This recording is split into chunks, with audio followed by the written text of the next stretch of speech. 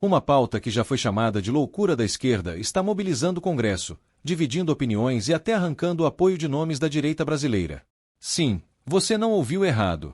A proposta de redução da jornada de trabalho saiu das margens do debate e entrou direto no centro do poder, com articulação pesada, pressão nos ministérios e um movimento nacional crescendo em velocidade máxima. E quem está puxando essa revolução é ninguém menos que Erika Hilton, deputada federal, mulher trans, negra, periférica, que há pouco tempo foi tratada como inviável pelo sistema, e agora preside uma subcomissão na Comissão do Trabalho só para tratar desse tema. Mas o que mais está chamando atenção é que o relator dessa proposta não é da esquerda. Ele é ligado ao comércio, um nome da direita, escolhido exatamente para deixar claro: essa é uma pauta do povo, não de partido. Até setores conservadores estão sendo forçados a debater o que antes negavam. E Erika não poupa críticas. Lembra que os mesmos argumentos usados hoje contra essa proposta são os mesmos usados contra a abolição da escravidão, a licença-maternidade e o 13º salário. Você vai perder isso. Inscreva-se agora no canal, ative o sininho e venha entender como uma proposta que une direita e esquerda pode transformar a economia, a política e a sua rotina.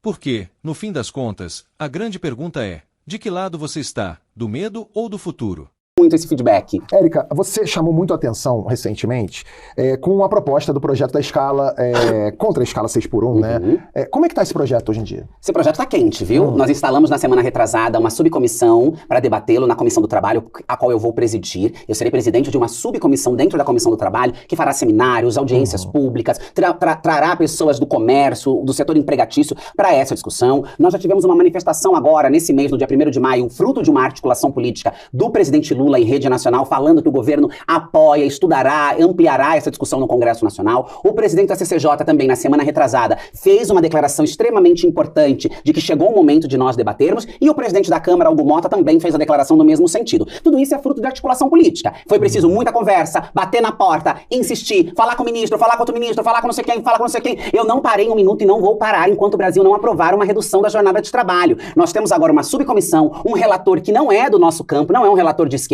ele é representante, inclusive, do comércio, para ser o relator da subcomissão, porque eu queria mesmo esse perfil isento. Para não dizer que, olha, é a esquerda apenas que tá... Não, essa é uma pauta do Brasil, essa é uma pauta do capital. Mas esse pensamento já tá incutido no Congresso, porque é um projeto que vai precisar de 3/5 da Câmara, depois tem Senado. Tem clima hoje para aprovação disso? Tem um clima difícil, mas tem. Muito por a gente ter conseguido as relatorias da nossa subcomissão, dialogado com outros partidos, a quantidade de partidos que assinaram a proposta, há um clima assim possível de ser aprovado. Eu concordo que a escala 6x1 é desumana e lembro quando você apareceu com isso, quando esse assunto surgiu, mas apesar de ser uma pauta, como você disse, que foi trazida pela esquerda, que defende o trabalhador, o governo Lula demorou para abraçar essa pauta. Por que você acha que isso aconteceu?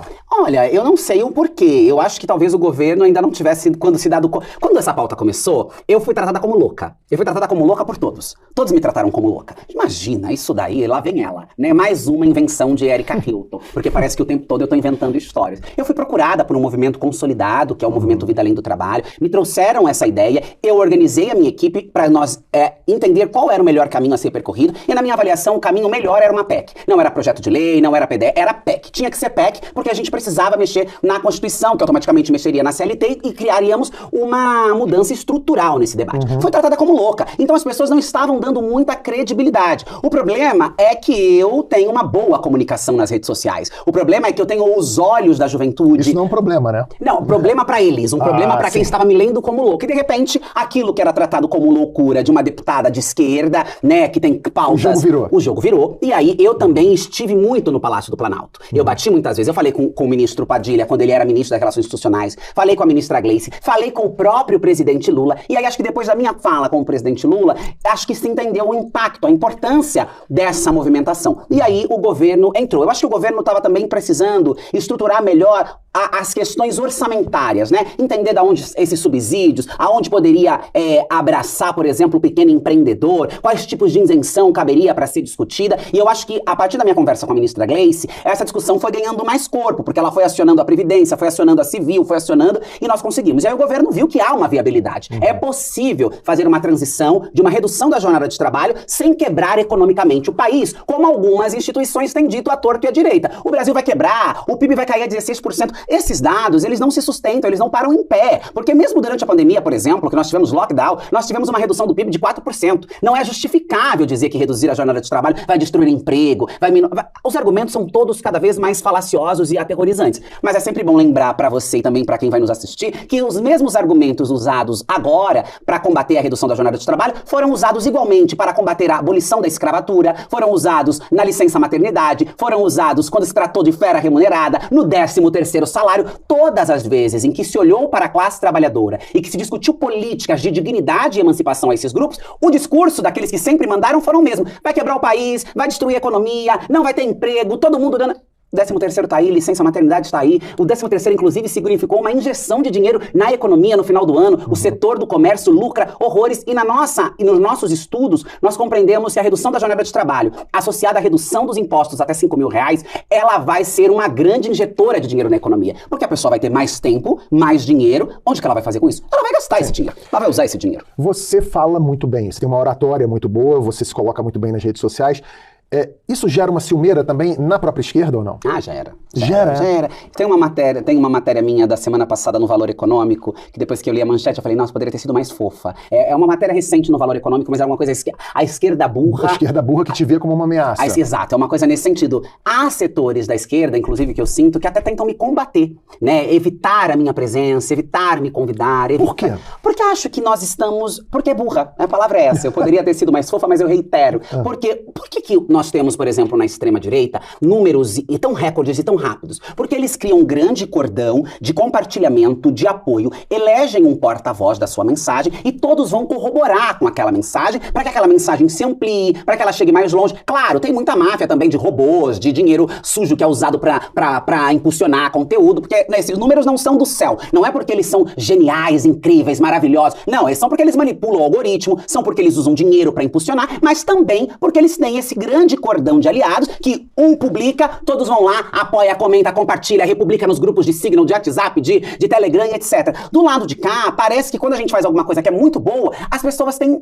não, mas espera, não, gente, não vai, porque a gente precisa, porque me parece que tá todo mundo querendo disputar uma síndrome de pequeno poder, todo mundo quer o protagonismo, todo mundo quer a primeira página, todo mundo quer o holofote, quando na verdade eu nem tô disputando esse, porque o holofote me vem de maneira muito gratuita, assim. Eu faço meu trabalho, as coisas que eu acredito, e de repente eu tô destacada naquilo. Então eu sinto que há alguma ciumeira, uma certa... Em alguns lugares, obviamente que não todos, tem muita gente maravilhosa, incrível, e colaboradora, e prestativa, e apoiadora, né, que a gente consegue criar uma sinergia para continuar fazendo o nosso trabalho, porque sozinha a gente não chega a lugar nenhum, mas tem muito disso também. É correto afirmar que a militância da direita, ou essas personagens da direita, são mais disciplinadas nesse sentido, e que da esquerda são mais vaidosas? Acho que sim. Eu não sei se podemos afirmar, porque eu acho que tem muita vaidade do lado de lá também, e muita disputa. Mas eu acho que são mais orquestrados, ainda que estejam em disputa, e ainda que queiram protagonismos o tempo todo, porque é política, é eleição, é voto, é destaque, é quem aparece, etc. Mas ali, em alguns momentos estratégicos para eles,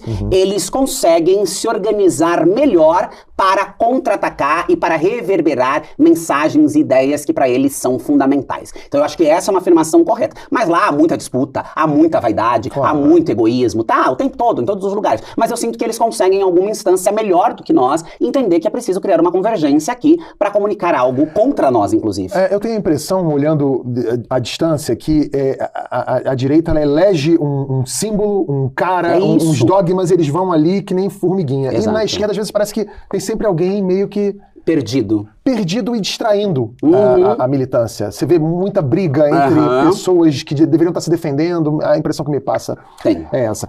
Gostou do vídeo? Então não sai sem ajudar o canal a crescer. Curta o vídeo para que mais pessoas recebam esse conteúdo. Comente aqui embaixo o que você achou das revelações e dê sua opinião. Compartilhe com seus amigos e grupos. A informação precisa circular. E claro, inscreva-se no canal e ative o sininho para não perder os próximos episódios dessa batalha pela verdade. O seu apoio faz toda a diferença.